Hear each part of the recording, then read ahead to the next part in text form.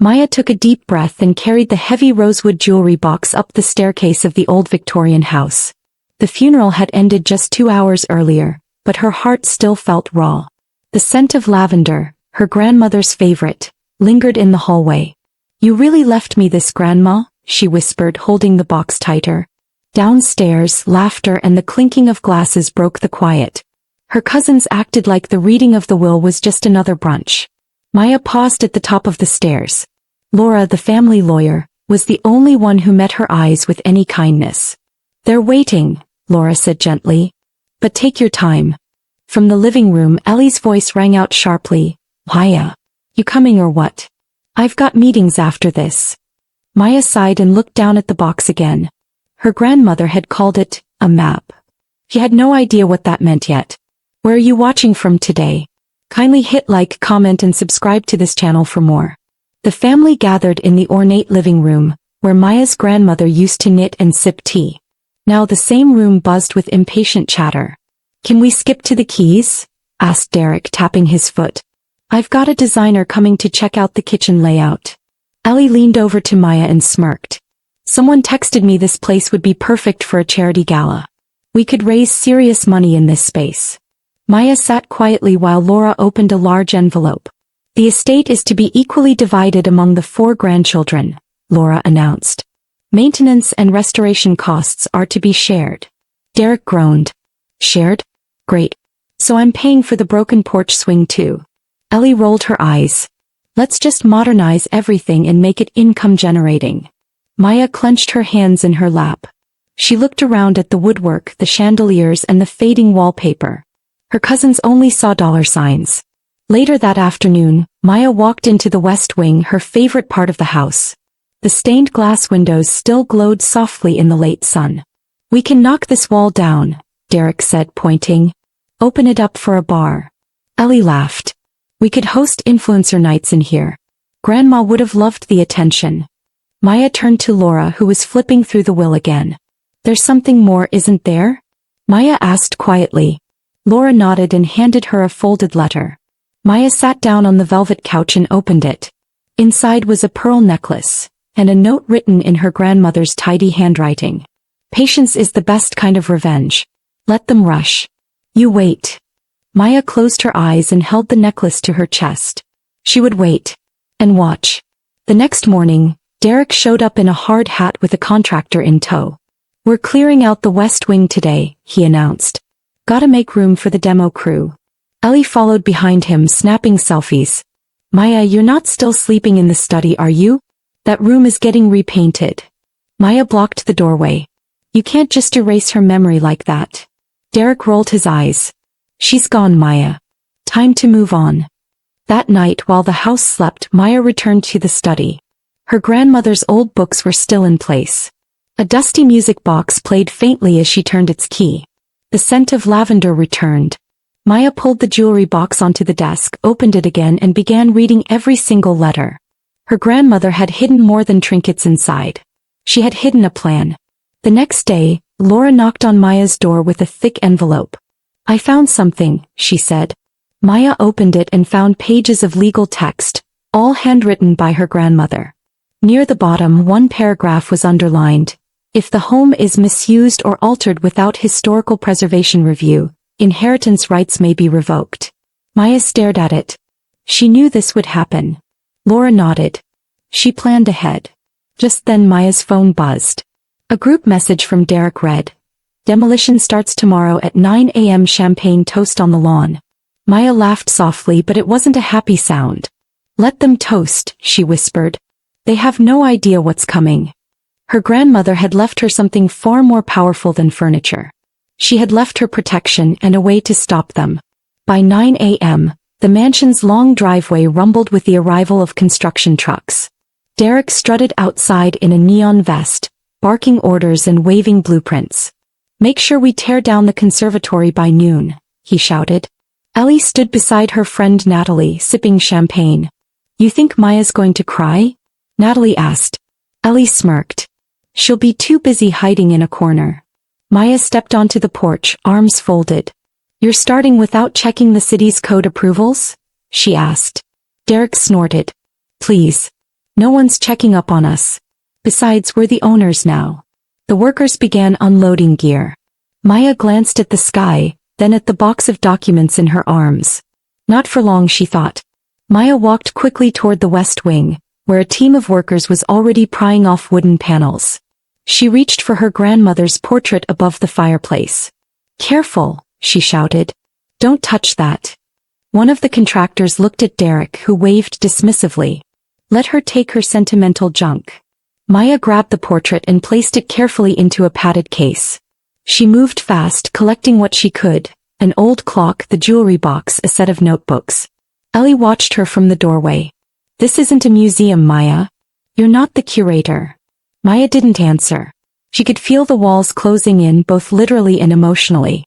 The house was disappearing piece by piece, and her cousins were celebrating its destruction like it was a party. The siblings gathered in the conservatory, raising their champagne glasses. "To a new beginning," Derek said. Ellie grinned. "To forgetting the old wallpaper and antique junk." Maya stood at the edge of the room, watching them toast in the middle of shattered glass and broken tiles. "You're laughing while ripping apart our history," she said. Natalie snapped a photo of the group mid-laugh. "You're the only one stuck in the past, Maya," Ellie replied. "This is about moving forward." Maya bit her tongue. She thought of her grandmother's words. "Let them rush. You wait." She didn't argue. She didn't shout. Instead, she quietly slipped away to the library to upload a new set of photos, capturing every violation in progress. That night, as workers knocked down the north-facing wall, a dull thud echoed through the room. "What's that?" one of the workers asked. Inside the wall was a rusted metal box sealed with a brass latch. Derek rushed over and cracked it open. "Looks like old papers. Boring." Maya pushed through the group. "Let me see." Inside were letters labeled "Property of Elizabeth R." and a leather notebook filled with blueprints, newspaper clippings, and receipts. Ellie shrugged. "Whatever. Toss it." Maya clutched the box. "This belonged to Grandma. Don't you dare." Derek sighed. "Fine. You want her dusty secrets, take them. But the wall still goes down tomorrow." Maya turned toward the conservatory, her heart racing. She had just found a key. Later that evening, Maya sat cross-legged on the floor of the old study, flipping through the notebook. There were records of every restoration her grandmother had commissioned, right down to the hand-painted tiles in the foyer. Tucked in the back was a city certificate, "Protected Historical Property, Robertson House." Her hands trembled. "This changes everything," she whispered. She texted Laura. "Found proof of historical status. Can we act on this?" Laura replied almost instantly. "Yes. That's exactly what we needed." Maya leaned back, the sounds of laughter and drilling faint in the distance. They had laughed at her, ignored her, called her dramatic. But now Maya had the truth and she was going to use it. The next morning, Maya met Laura at a small coffee shop near the courthouse. Laura had already printed the documentation. "You were right," she said. "The Robertson house is protected. Any unapproved changes are illegal." Maya sipped her tea, trying to stay calm. "They've already knocked out the conservatory wall." Laura nodded. "And once I file this report, the city will freeze further construction." Maya glanced out the window. "They're throwing a party this weekend to celebrate their new venue." Laura raised an eyebrow. "Then we time this perfectly. Let them show off the damage. Let them brag. We'll make sure the right people are watching." Maya nodded slowly. "They wanted a spotlight. Let's give them one." By Friday, the house looked unrecognizable. Contractors installed harsh lighting in the library and the stained glass windows were gone. Derek hired a DJ. Ellie arranged a photo booth shaped like an old bookcase. "This is going to break Instagram," she told Natalie. Maya wandered through the house, taking quiet videos. She filmed workers sanding over hand-carved moldings, tossing out her grandmother's books and removing the antique knobs. "Hey," one of the workers shouted. "You're not supposed to be filming." Maya smiled politely. "Just making memories." Upstairs, she slipped into a guest bedroom and uploaded the footage to a shared folder titled Violation Archive. The caption read, "They turned our family home into a photo op. But here's what they don't want you to see." Maya stayed up late that night going through every letter in the metal box. One note caught her eye, There are things hidden within these walls. Pieces of our story. She remembered her grandmother saying the same thing one summer. At sunrise, she crept into the hallway with a flashlight and tapped gently on the wood panels. Hollow. She found another compartment, this one behind a portrait. Inside were 4 more letters sealed with wax. She took photos, carefully placed them back and returned to the study. Let's see if Derek wants to toast over a lawsuit, she muttered. Her phone buzzed. Laura had submitted the report. Now they waited. Saturday arrived with bright skies and champagne flutes. Guests arrived in droves, snapping selfies against exposed brick and mural backdrops. Ellie wore a sparkling gold dress and gave a speech in the conservatory. This is a space for new memories, she announced. Maya, standing in the corner with her camera phone, rolled her eyes. A neighbor leaned in and whispered, "Aren't they violating some city rule?" Maya nodded. "Yes. And the city will find out tonight." Across the room, Derek toasted with investors. "By summer, this'll be the most exclusive venue in the county," he bragged. Maya uploaded a clip of him next to the demolished fireplace. The caption, "This used to be history. Now it's an influencer's playground." Sunday morning, Laura and Maya met with Angela, the family's longtime attorney, in her office lined with books and certificates. Angela flipped through the papers Maya brought. "You've done your homework," she said. "The damage they've caused could cost them their inheritance." Maya hesitated. "I don't want to destroy them, just stop them." Angela looked up. "They've already destroyed something important. You're protecting it." Maya sighed. "They won't take me seriously until it hits their bank accounts." Angela nodded. "Then we make it real. I'll prepare a cease and desist. You keep gathering evidence. But be careful, once they know you're fighting back they might turn nastier." Maya's voice was steady. "Let them try." By Monday, Maya received a message from Derek. "Emergency family meeting. Mansion. Tonight. Be there." She showed it to Angela. "He knows," she said. Angela smirked. "Good. Let him stew." That evening, Maya arrived last, finding her cousins already arguing in the dining room. Ellie was pacing, Natalie beside her.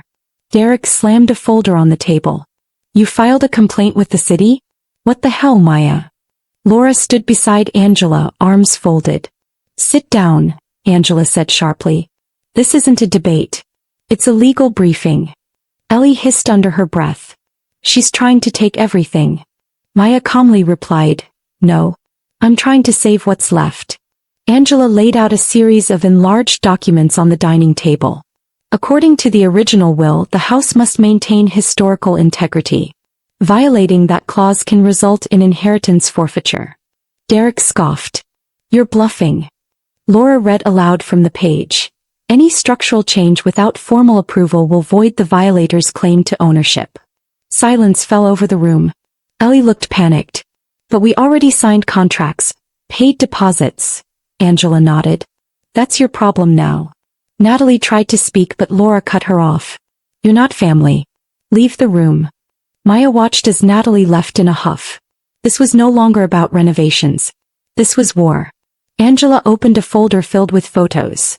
The removed stained glass, the torn down shelves, the illegal wiring. "These images are now with the City Preservation Office," she said. "And they've opened a formal investigation." Derek clenched his jaw. "You set us up." Maya stood. "No, you did that yourselves. I just kept the receipts." Ellie turned to Laura. "You knew this was in the will? Why didn't you stop us?" Laura looked at her coldly. "You never asked. You assumed you could bulldoze your way through everything." For the first time no one had anything to say. The silence was heavier than any speech. "You can't just take this away from us," Derek growled. "We put money into this." Angela remained unfazed. "The bank wants its loan back. That loan was illegal." Laura added, "Forged signatures. Fake permits. Your mistakes, not Maya's." Ellie suddenly shouted, "She's been planning this. She wanted us to fail." Maya remained calm. "I wanted you to care. You didn't." Derek leaned in close. "If you think I'll go down without a fight," Angela raised her phone. "You've already gone down. There's a news story airing tomorrow." Maya watched them break piece by piece the way they had shattered the home. Ellie slumped in her chair. I don't have the money to fix this, she whispered. Derek muttered something about calling his investor. Laura shook her head. They've already pulled out. Cynthia, silent until now, stood up. What happens next? Angela answered clearly, restoration orders. A full audit. And likely forfeiture of your inheritance. Maya watched them all, once so smug now unraveling. You treated Grandma's legacy like a playground, she said. Now you'll learn what it costs to tear down history. As she turned to leave, Ellie called after her, voice trembling. Was it worth it? Maya didn't look back. Ask yourselves that. By the next morning, the story had made local headlines. Heirs destroy historic mansion amid inheritance scandal. A photo of Ellie clinking glasses with Derek in front of a half-demolished fireplace went viral. Maya watched the news from her phone while sipping tea. Angela called. The city has frozen all work on the property. No one can touch it now. Maya nodded. Good. Let it sit in silence for a while. Across town, Ellie was being bombarded by angry messages. Derek's bank called demanding repayment. Cynthia found herself locked out of an event she had sponsored. The cracks were widening. And all Maya had to do was let the truth speak. Later that afternoon, Angela arrived with a stack of legal papers.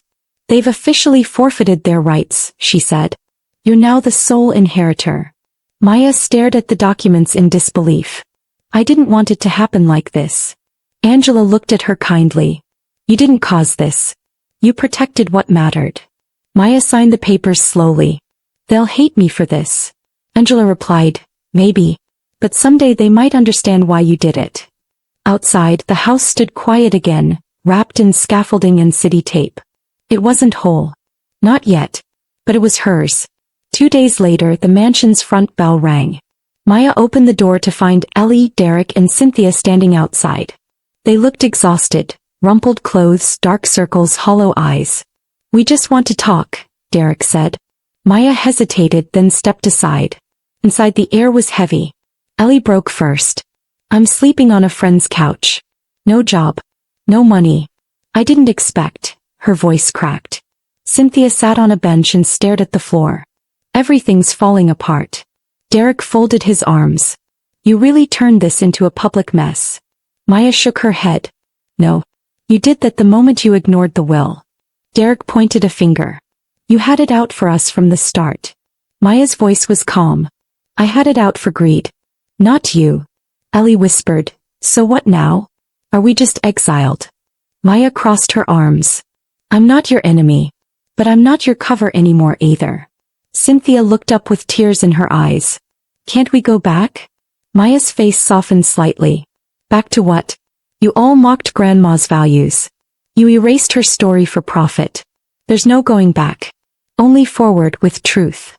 The three siblings sat in stunned silence. The weight of their actions finally settled in. Derek leaned in. There's one more thing. I found more of Grandma's papers. Stuff that could change things. Family secrets. Maybe you'd want them, in exchange for something. Maya's eyes narrowed. You're still trying to trade leverage? Ellie reached into her bag and pulled out an envelope. It's true. There's information about an adoption. About someone named Clara. Maya took the envelope but didn't open it. I already have copies. Angela scanned everything. You're not holding anything I haven't seen. Derek's smirk faded. You were always 2 steps ahead. No, Maya replied. I just listened when Grandma spoke. Silence stretched between them. Cynthia wiped her eyes. So this is it? Maya nodded. Yes. You're no longer allowed on the property. Your belongings will be mailed. Derek laughed bitterly. You really did win, didn't you? Maya met his gaze. This wasn't a game. Ellie stood. If we say sorry, would it even matter? Maya paused. I'm not sure it would. Some damage can't be undone. Cynthia walked to the door first. I hope you take care of this place better than we did. Maya whispered, that's the plan. As they stepped outside, none of them looked back. That evening, Maya sat alone in the old study. She opened the envelope they'd given her, even though she knew its contents already. Her grandmother's scrawled notes, family secrets, even letters to her father. Pieces of the past. She placed them gently into a fireproof safe. Angela arrived later with restoration updates. The conservatory can be repaired, she said. Stained glass too. Maya smiled faintly. Then we begin. She looked at the broken chandelier above them. She'd want this place full of light again. Angela nodded. And she left it in the right hands. The next morning, the restoration team discovered a sealed panel behind the east library wall. Inside was a small silver box marked for Maya. Her hands trembled as she opened it. Inside was a letter. My dear Maya, I knew you'd be the one to listen to see. Legacy isn't in furniture or funds. It's in stories, memory, and the quiet strength to stand alone when it matters most. Maya read every word through tears. It ended with a deed to a small summer cottage in Maine. A home away from all this. Just for you. Weeks passed. Slowly the home began to transform. The wallpaper was restored. The original wood floors polished. In the conservatory, a rainbow of color returned as restored stained glass caught the sun again. Maya sat in the garden with Maria, the restoration lead. You saved it, Maria said. Maya smiled. No. She did. I just followed the clues.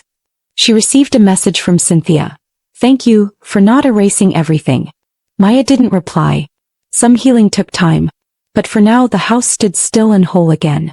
Not a venue. Not an investment. A home. A month later, Maya signed a contract to open the home for guided historical tours. People should see what almost vanished, she told Angela. And understand why it matters. On opening day, a modest group arrived. Teachers, artists, former neighbors. Ellie sent flowers. Derek sent nothing. Cynthia came in person but stayed silent throughout the tour. As Maya stood by the front door, she told visitors, this house tells two stories. One about loss, and one about choosing to protect what you love even when no one else will. The visitors nodded. Some even cried. That evening, Maya sent a short message to Cynthia. The house was never about revenge. It was about remembering what made us family. I hope you find peace wherever you go next. She didn't expect a reply. Instead, she stood by the window watching the last of the tour guests wave goodbye. The house behind her glowed softly in the dusk. In her hands she held the old pearl necklace, her grandmother's reminder to wait, to endure, to stand strong. A week later, Maya drove to the main cottage listed in the letter. It was small, covered in vines, but peaceful. Inside were more letters, a photo of Maya as a child and a note, for when you need to rest. This is yours always. Maya sat on the porch with a blanket and a cup of tea. No drama. No headlines. No demands. Just the sound of birds and the hush of wind through trees. It was the kind of silence that healed. The kind her grandmother had known she would need. Returning to the mansion, Maya began drafting plans for a foundation in her grandmother's name. A scholarship for girls in historic preservation. She gave me something to fight for, Maya told Angela. Now I want to pass that on. Angela smiled. She'd be proud. The mansion would no longer just preserve the past. It would create a future. Maya glanced around the restored rooms, her heart full. She'd lost a lot, but found herself in the process. One afternoon, Maya opened her grandmother's journal again. The final entry read, if one of them finds this, know that love doesn't always speak loudly. It often waits in silence, in the quiet hands that hold it all together. Maya closed the book and placed it on a shelf in the study. Outside, wind rustled the trees. She walked through the house, touching the walls gently. The echoes of pain were still there, but so were the echoes of laughter, of comfort, of peace. She had restored more than a building. She had restored meaning. The next morning, Maya stood at the edge of the conservatory, sunlight warming her face. Guests would arrive soon, curious to learn about the home's history. But in that moment she felt calm. Her grandmother's voice echoed softly in her heart. Real strength is choosing preservation over power. Quiet truth over loud chaos. The house, once nearly lost to greed, now stood as a living memory. And Maya, once dismissed and mocked, had become its guardian, not through force but through patience, love, and resolve. Moral lesson. True legacy is not measured in wealth or power, but in the quiet courage to protect what matters, even when no one else sees its